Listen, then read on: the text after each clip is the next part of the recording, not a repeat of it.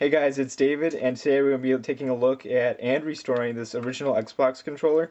As you can see, I got it at Goodwill with another one for $1.99 each, and they're in pretty good shape. I think they're both in really good working order. As you can see here, they're just kind of nasty, but that's to be expected. They're pretty old. These are the Xbox One, my gosh, no, the original Xbox Controller S.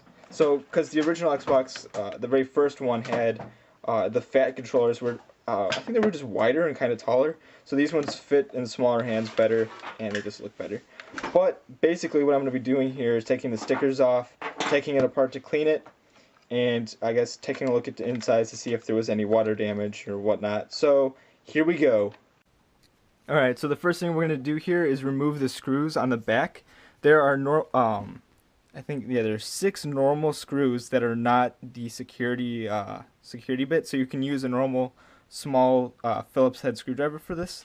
And the screws, which I have over here, the screws are actually pretty small, so it should be relatively easy and pretty straightforward to take this thing apart. So let's do it.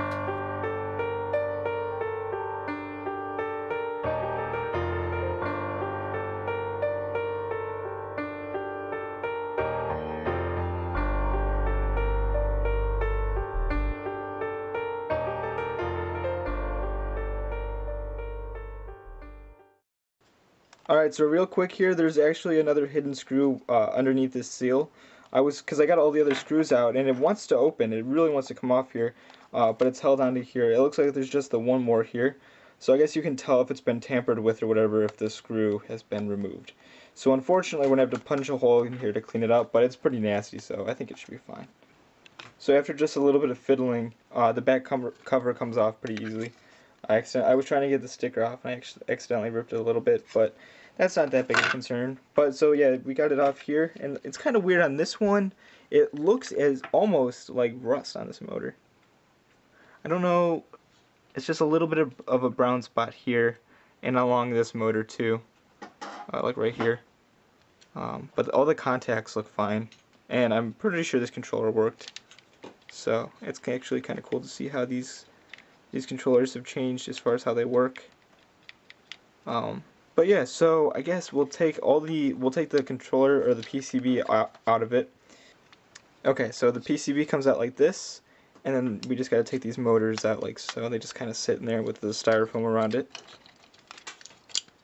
like that. Set that aside, and now we've got these pieces here, which we can clean because we got the front and the back. So then we'll take like these little memory foam things. Actually, these are pretty clean. I have taken apart a DS, and these pads were disgusting on it. These look actually pretty good considering the rest of the controller is in pretty rough shape. But I'll take all these out. Actually, so there's a couple screws holding in this, which we'll do next. But let's take out all these.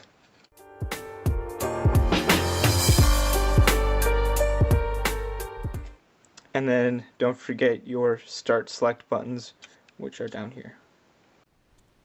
Okay, so in here for the D-pad here, there are 2 screws holding it in, these 2 plastic bits together. They're just tiny little Phillips head screws, and they're different colors too, so when you're organizing them, it's pretty easy to tell the difference.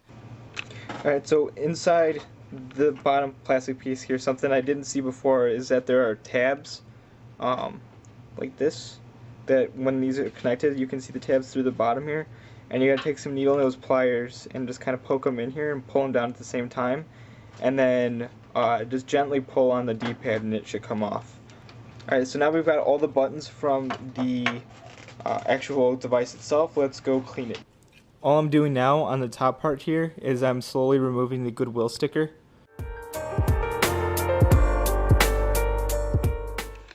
Alright, so I got all the pieces clean. So the way I think I'm going to assemble this is I'm going to put all the buttons while it's face down, and then put the membranes on top of that, and then I'll put the PCB and everything on this side, and then we can just kind of sandwich them together. At least that's the idea. We'll see how that actually works. So first, I cleaned all the parts, all the little pieces and stuff, and I think they turned out pretty good. So we'll put the thumbsticks in first, which just kind of, you gotta just give them a little push. Oh wait, that's not a thumb spot, that's why. So you just gotta give them a little push and they go in. Right here and right here. Nice, and then we'll do this part next. And I think, so there's a little tab on the top here, and that has to go up like this. So it sits like that. And then we'll put this side on last because you're gonna have to actually, because of those tabs here, if we can just line this up right, and then it just clips into place. And then we'll screw that in when we're done. There is a W right there for white, and then there's a B hidden up there for black. So then you know which way these things go in, and I'm pretty sure these can only go in one way because they have different. So there's the two little feet here, and then the black one has like 1 foot on each side, which can only go in this way.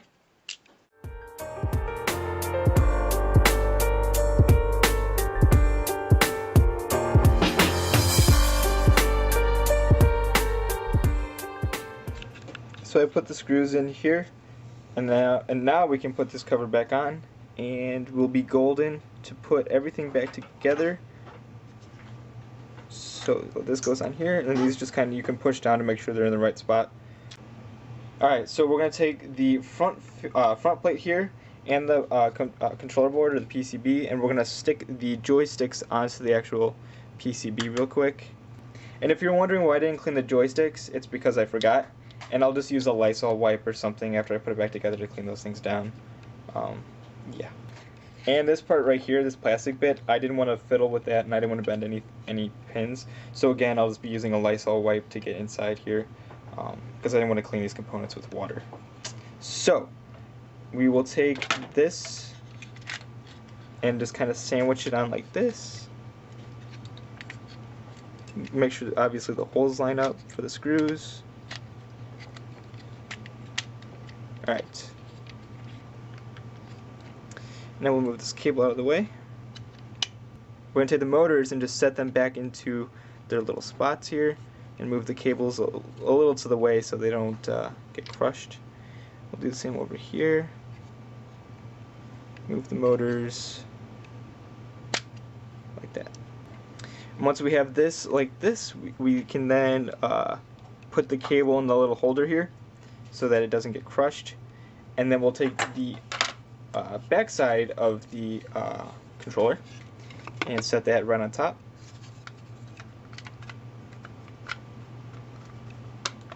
Like so. And it just snaps together. Alright, so the next thing to do is just screw it all together, and then we can go test it out. So we have the controller here completely reassembled and cleaned.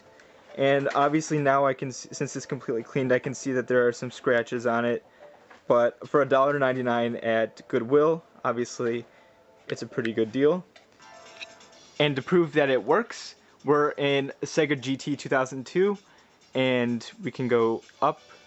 Yeah, that's down. Good job, David. We can go down, we can go up, and we can go down and up on here. And then we can go back once we select something. So here, if it loads quickly, so we can go here, we can go up and down. A works obviously, and all of these work. It fucking works. Alright, so that about does it for today's video. Just a quick little clean and refurb, I guess, of an original Xbox controller I got from Goodwill for a couple bucks. But thanks for watching, and I will see you guys later.